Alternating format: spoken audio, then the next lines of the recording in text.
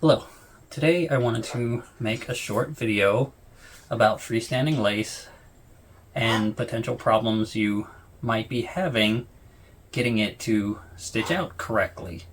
So we're just going to go over a few things that might cause problems and how you can hopefully fix those issues. First and foremost is that some people think that when you buy a design, you need to open the design file in software before sending it to the machine. I'm not sure where that came from, but that's absolutely not true.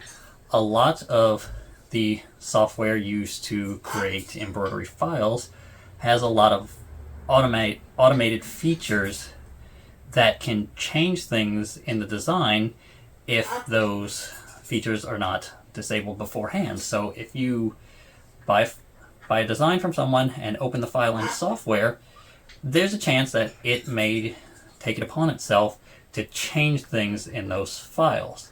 And that's something we absolutely don't want, especially in freestanding lace. So if you open it in a software and then put it on the machine, you may encounter issues that would not have been there had you bought the file and then just taken that file directly, put it on the machine, and stitched it out. So if you're having problems and you have opened it in software, that would be my first suggestion. Just discard the file that you've opened in software, get a fresh file that has not been opened, and put it on the machine and stitch that out, because that very well might fix your issue. Secondly is if you are trying to stitch out multiple of the design in a single hoop. So let's say you bought a design that was meant to be used in this little 4x4 hoop, but you want to stitch out 4, 6, 8, so on and so forth. You want to stitch out a bunch of them. So instead, you take that design and you just put a bunch of them in a much larger hoop.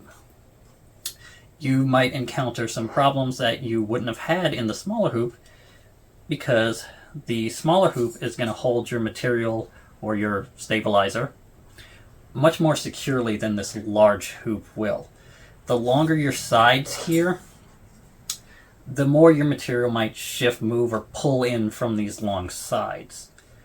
So if you did take the design, you're trying to stitch out a bunch of them in a large hoop, that also might be your issue. So if you can't get it to work right, I would suggest going back and stitching it out in the smaller hoop that it was intended to function in.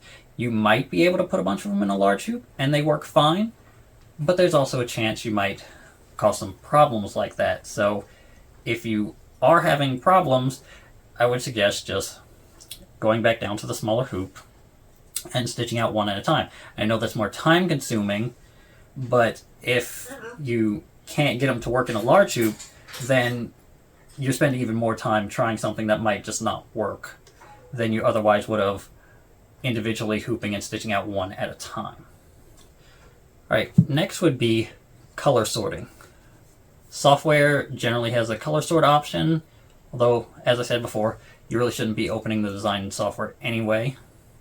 But machines also, or at least some of them, have a color sort option. And if you're color sorting a design, that could very also be what is causing it to mess up. If we take this butterfly, for example, the first color to stitch down is black, which creates the majority of the wings here. Then we stitch down the other colors, green, blue, yellow, orange. And then we go back again and we stitch another layer of black on top of that, which adds designs on top of those colors. It stitches a satin around the edges and finishes our butterfly here. If you were to color sort this, though, one of two things is going to happen. It could put all the black as the first color, in which case it would stitch all the wings and the body first, and then when the other colors went on top of that, they wouldn't have the black lines running through them to complete the pattern on the wings, and you would see blue, green, and yellow and orange stitches running across the body because they were supposed to stitch before the final black, but now they're stitching afterwards. So you have a lot of messy little stitches going over the body that should not be there. Or if it were to take all the black and put it at the very end, well, all you'd end up then is with a solid black butterfly, because it would stitch all the coloration first and then just put down a layer of black on top of it. So either way, color sort would ruin this butterfly if you were to use it. So off the top of my head, I really can't think of any situation where color sort would actually help you. It's very, very likely to ruin your design and really not do any good whatsoever. So be it in software or on the machine, I would not advise using color sort at all, really, unless you're the person who created the design and you're using it to help with that process. But if you simply bought a design, I really cannot think of any scenario under which I would recommend using color sort. It's very probably just not a good idea. Alright, and next would be if you took a design that was intended to stitch out one at a time and put multiple of those in a larger hoop, plus color sorted on top of that. So let's say you took this large hoop and wanted to stitch out this butterfly in it. Now, this butterfly is comparatively simple to the other one I just showed.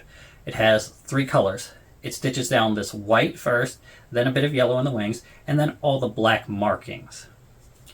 So if I was to take this and place 1, 2, 3 in this hoop and then color sort them, what I'm going to get is it's going to stitch the white, the white, the white, yellow, yellow, yellow, black, black, black.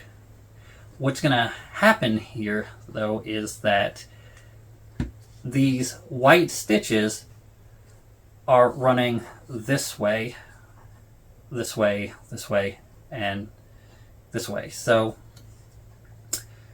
since they're running back and forth across this way, they're pulling a lot on this side and this side. So if I was to stitch the white here and then stitch the white in the next butterfly, this one in the center would pull this one over towards it a little bit. And then this one on the end is going to pull the other two over towards it. And then when we go back and stitch the yellow, it might not be exactly in the right place on this one or this one. This one, it'll probably be in just about the right place because it's stitched, because the white, which is the largest color, stitched last. But then when we go back over here and stitch the black, odds are it's not going to line up at all, and this butterfly is just going to be completely ruined. This one might not be as bad, but it's still very unlikely to line up. So if you were to take this, put multiple, and color sort it, the odds that all 3 of those butterflies would actually stitch out correctly and work is pretty much none. It's absolutely not something you should be doing.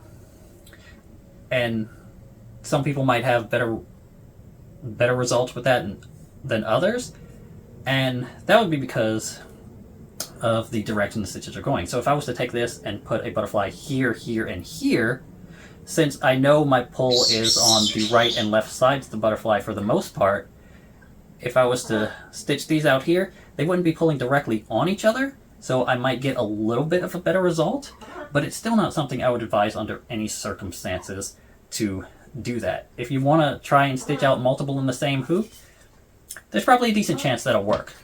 If you color sort it on top of that, your chances of that working flawlessly are pretty much none. So I would strongly advise not to even try that, because odds are it's just going to be a waste of your time. So if you absolutely must put multiple things in the same hoop, you really should not be color sorting it, because you're almost definitely going to ruin the design and waste your time doing that. So try and avoid that if at all possible. Alright, if you're not putting multiple things in the same hoop and you're not color sorting and you're not doing any of that, and you're still having problems, then there are some things you might be able to do to help with that.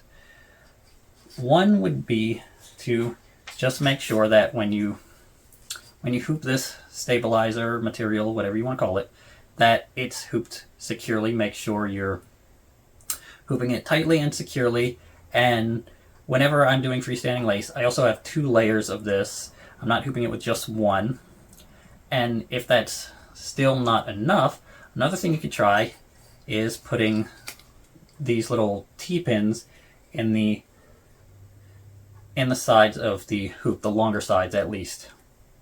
Having these little pins in here, right near the edge there, will help stop the fabric from shifting around on these longer edges where it is held more weakly than in the corners or the top, and it'll stop it from drifting inward or shifting around as much. I find that these help tremendously in making sure that this stabilizer stays securely in this hoop. The larger hoop, the more I would recommend using a little line of pins in the longer sides. The smaller hoops, you very probably do not need to worry about that. But the larger hoops, the larger the hoop is, the larger the sides, and the more potential for movement you have. So these help a lot on larger hoops. So if you are trying to stitch out a bunch of things in the same hoop, this might actually solve your problem. All right, and next is that freestanding lace is just kind of finicky sometimes. So if the tension on your machine is dramatically different from how it was on the machine that the designs were originally tested on, you might encounter problems trying to get the same result. So if you're seeing gaps in the design where they shouldn't be, and using a small hoop and T-pins is still not helping, maybe consider the tension on your machine is just a lot higher than on the machine of whomever originally made the design. You could try playing with the tension to get it to where you might be able to replicate the conditions that it was originally made at, and hopefully that solves your issue. But freestanding lace in general is not the easiest thing to stitch out. So unfortunately there's not too much I can say on how to fix that if it just doesn't seem to be working. And of course you can contact the person who made that, and if you do, you might need to provide pictures of the issue you're having. So if you're going to do that, so let's say you stitch out your design and you see some gaps, send pictures of it while it's still in the hoop. Don't cut it out and send pictures. Don't wash it out and send pictures after the fact. Send pictures of it while it's still in the hoop right after you took it off the machine, and maybe point out exactly where the issue is taking place so that whomever made it might be able to tell you what's going wrong and help you. All right, and lastly, it's unfortunately impossible for us to test these designs under every possible circumstance. We pick the hoop size that best fits the design, and we test it in that hoop. We don't test it in every single size hoop under every possible circumstance, quite frankly, because we just can't. That's not realistic for us to do. We can't replicate every possible condition which the design could be created under.